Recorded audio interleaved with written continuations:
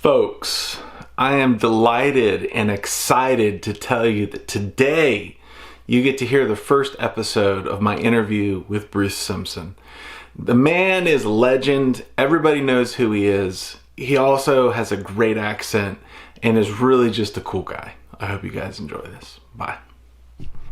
And ladies and gentlemen, I bring to you the man with the best accent in all of RC modeling, Sir Bruce Simpson. How are you doing, sir? Tally ho, jolly good. What? Yes, excellent. Very good, man. So I can't call you the best voice in all of RC because that actually belongs to Jet FPV. I don't know. Have you heard his voice? No. But when I started, I remember years ago, I went for a job. And the guy, it was a radio station, the guy said, you got the perfect face for radio, but you don't have the voice. You got a good voice for print. So I got into print. Well, I think I've been listening to your channel for years now. And it's always a delight to hear your voice. I know that there's going to be something good that comes out of it. So great to have you on the show. Great to be here, mate. Thank you, sir. So, we typically start out with origin stories. And I know that you probably have a pretty rich past because you're not just in FPV, you're in RC modeling. And so take me through, how did you get into this hobby?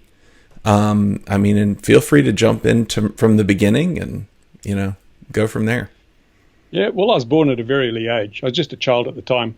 And I remember when I was about 5 or 6 years old, I got given a kit set glider, little sticks of balsa wood and tissue paper and things. Mm-hmm. And I built that and I got hooked. Able to build something with my own hands that flew.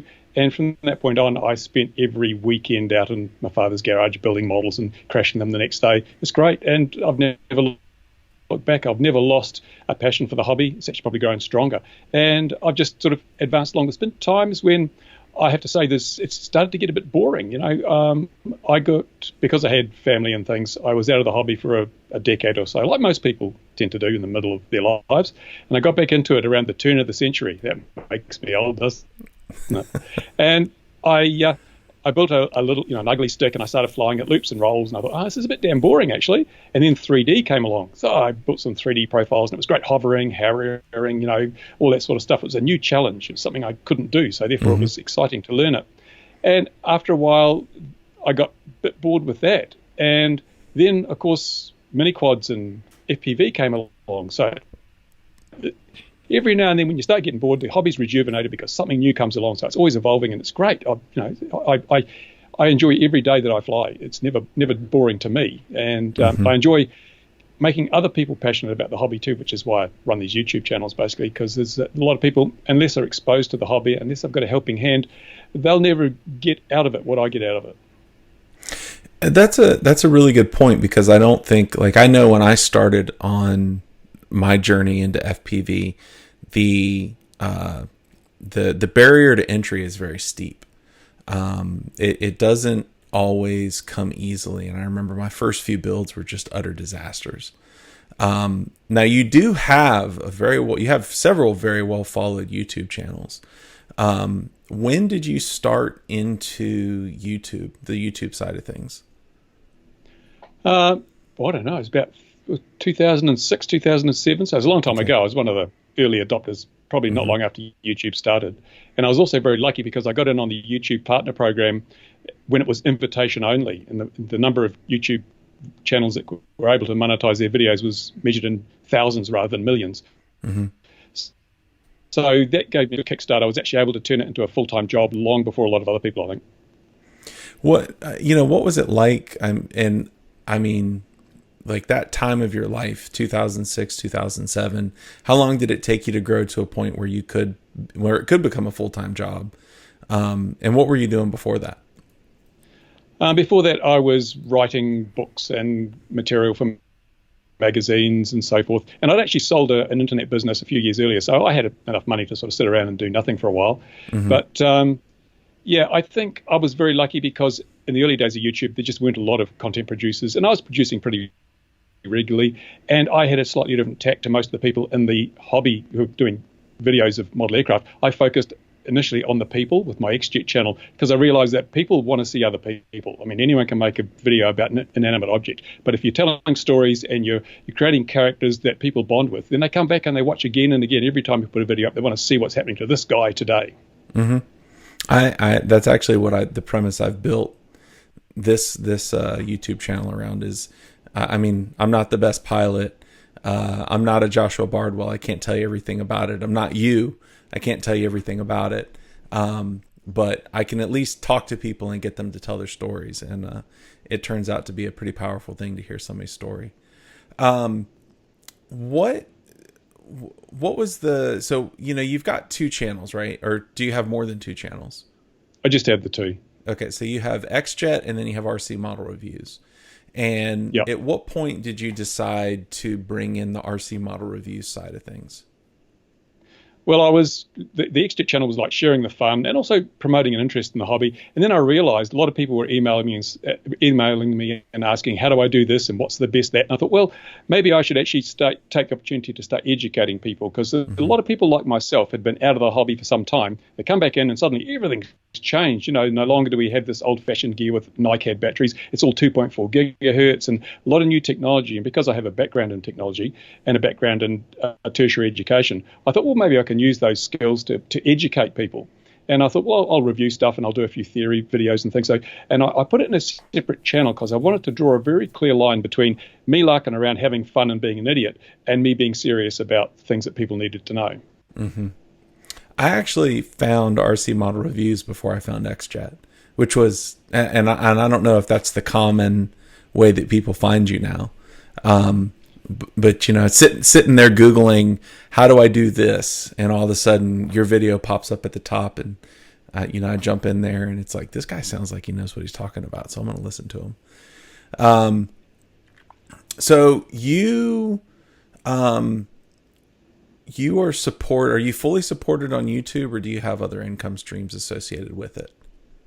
It's just my YouTube ad revenues and my Patreon supporters. I think as anyone who's got a monetized YouTube channel will know that there's not much money involved. And right. My Patreon supporters are absolutely essential. When I started this way back and I was one of the invited YouTube channel partners, the money was actually quite good. It was probably 2 times, 3 times what it is now. I get more views now. I have more subscribers now, but I was earning 2 or 3 times more money when there weren't so many monetized channels. It's supply and demand. If you've only got a few channels carrying ads, the value of those ads is much higher. The YouTube's when they opened it up to sort of anyone can monetize a video, the revenues just plummeted. They fell through the floor, and it was very, very difficult to make ends meet.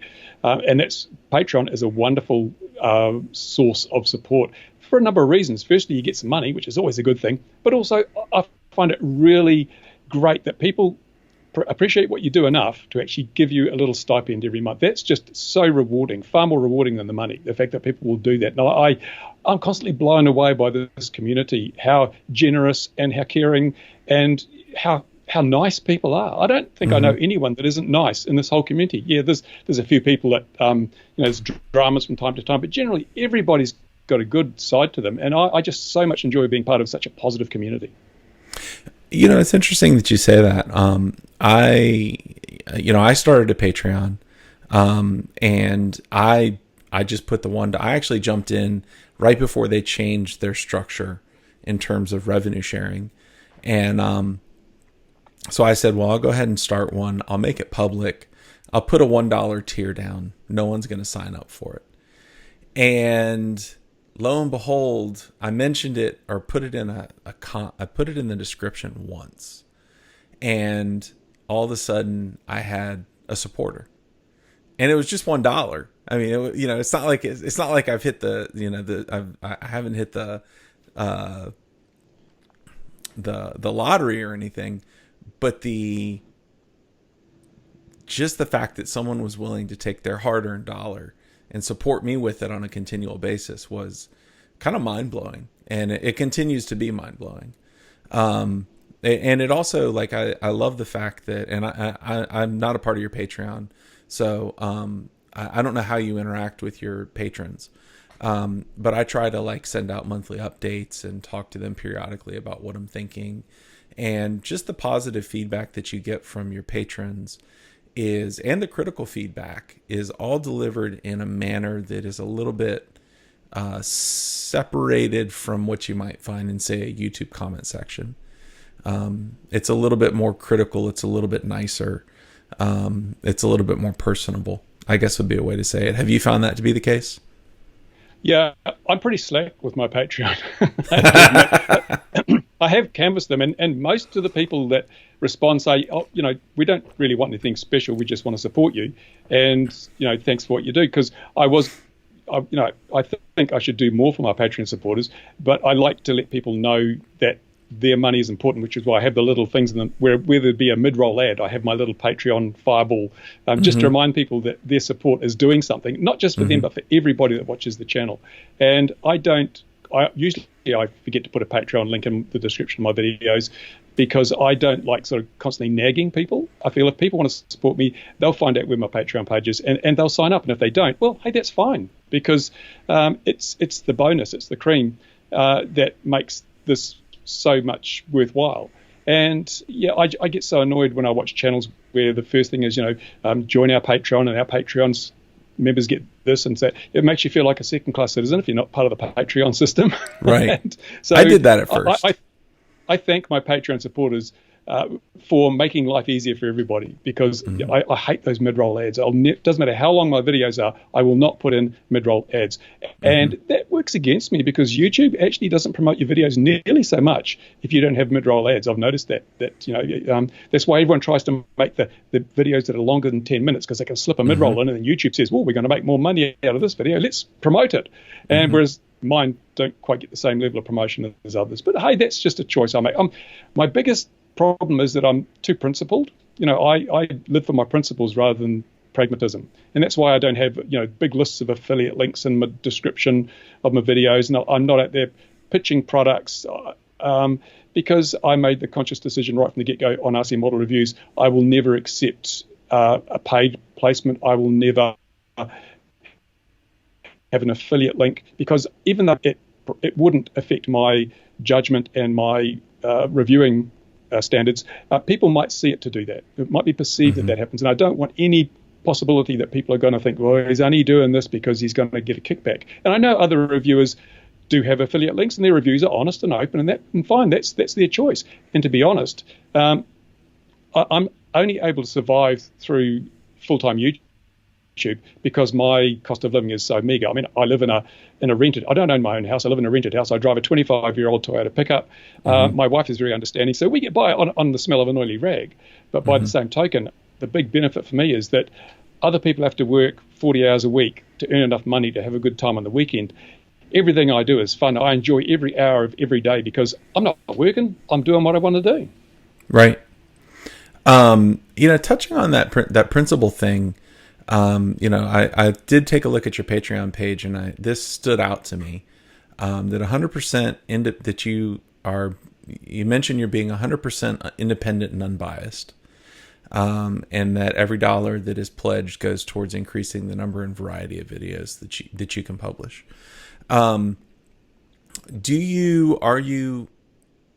Talk to me about what that means to be unbiased and independent. Like, what do you see that as? How do you define that in your mind? Well, in my mind, if a product is crap, I'll say it's crap because there's no comeback. I'm not going to lose out on affiliate sales because I said a product's bad. And in reality, it is the reviews of bad products that are more valuable to most people than the reviews of good products because they're the ones that stop you wasting your money. A good product, yeah, everyone will say it's good. So I like to be able to basically say, this is my honest opinion. And to be honest, it's really, really hard to do that because I used to get every man and his dog sending me free stuff to review. But after you've reviewed a few products that are crap, like from Banggood, well, they don't actually knock on your door anymore because they'd rather send it to some guy who's going to have an affiliate link and shill the product because they're going to get a better return on that. Right. So I tend to get companies that are really confident in their product or just willing to take a bit of a punt. And I still give some products bad reviews. There was the Firefly Hawkeye 4K split, which is really kind of poor. And I gave it a bad review. And I haven't heard any more from Firefly. But no. And in fact, Good example is FreeSky. When FreeSky came onto the market, I was the first reviewer to review it, and I put my technical background to applied that to it, and I found it was a really good product, excellent product, best of the crop at that time. And I told people it's really good, buy it. And they basically look where they are now. They're sort of the number one RC brand. But then they released a product, the Horus, and I didn't like it, and Joshua Bardwell didn't like it either. And I criticised it. I pointed out what was wrong with this product, and I didn't think it was a good product. And then suddenly all the emails stopped and all the products stopped, and that was the end of it. I criticised one of their products. I was no longer flavour of the month. So I don't get stuff from FreeSky anymore, but it doesn't matter. Yeah. I subsequently, GearBest sent me a FreeSky QX7S, and I reviewed it. It's a great radio, so I said it was a great radio. I'm not going to bear a grudge because they don't send me stuff. I don't expect people to send me stuff. So I'm totally independent, totally free. I don't feel obliged to say good things because someone sends me something for free. I don't care if they don't send me anything else after I do a bad review of a product. If a product's crap, and I tell people, because the people I'm concerned about are the people who watch my videos, the people who've got a limited amount of money to spend, and they don't want to waste it. Those are the people I have a responsibility to, not to the manufacturers, to the distributors, or even my own back pocket. Yeah, that sounds independent and unbiased to me. And so between your, and I actually watched your video where you talked about the, what you make on YouTube versus what you used to make. And then there's things like the Adpocalypse, and Adpocalypse 2, whatever we're in at this point, which has driven revenues down. How many videos do you put out in a week, and what kind of, like, if the YouTube revenue were to dry up, is Patreon enough to support you? No, I really need both. And that's one of the other reasons I was so keen to get onto Patreon, because one of the big risks you take as a full-time YouTuber is if YouTube just decides, we're going to cancel the partner program, you're out in the cold. You've got the remainders of 1 month's worth of revenue. That's all you got to live on. And I'm pretty hand to mouth. So that would be a disaster for me if YouTube or someone copyright struck my channel and I had to go through weeks of trying to get it restored or something. That would be a major disaster and sort of really financially unsettle me. So Patreon provides me with that sort of backup, and by the same token, YouTube is a backup to Patreon. Because they've done some strange things too. They've had problems with their payment systems, and you can see how many YouTubers are hand to mouth, because when YouTube was late paying 1 month by about 10 days, people went through the roof, ballistic. I've missed the. In fact, I think it was last year about this time when they had the Black Friday sales coming up, and YouTube was 10 days late with payments, so people didn't have any money to spend in the Black Friday sales. They were really outraged. And that's the problem when you're hand to mouth. You don't have any come and go.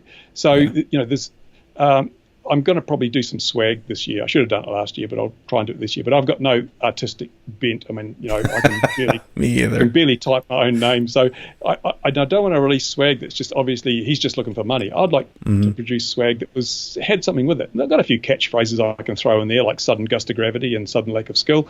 We'll put those on a T-shirt and get them out there and so forth. Hopefully that will just add a third tier of revenue, which will mean that I can actually have cream in my coffee. Mm-hmm. So what you're telling me is that there's not a stack of $100 bills off to the side of the frame that you just roll in periodically, in order to, make yourself feel better. No, that's for sure. When I look at, I've got some friends that use affiliate links, and they do some reviews and things. Yeah. Their revenue from affiliate links exceeds all other sources. So I'm actually cutting myself off quite a large source of revenue out of principle. As I say, principle is my weakness. So, but I'm happy to do that because that's my point of distinction as well. As you're probably aware, when you do anything, you've got to have a point of distinction, or you just blend into the background. Right. So that remains my point of distinction, that I am the independent reviewer that just will never take a buck and will never have an affiliate link in their reviews. All right.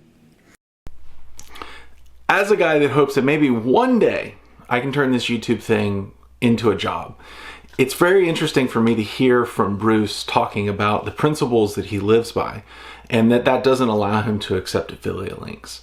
Not that there's anything wrong with affiliate links, and he acknowledges that in the video. but he wants to stand by something that is his principle, and it's something that's important to him. And quite frankly, men of principle and women of principle are in short supply in this world. And I'm really glad that I got to talk to Bruce. In the next episode, Bruce and I talk a lot about drone hysteria. We talk about what fuels it in the media and why it is the way that it is. Bruce and I talked also in this last one a lot about patrons.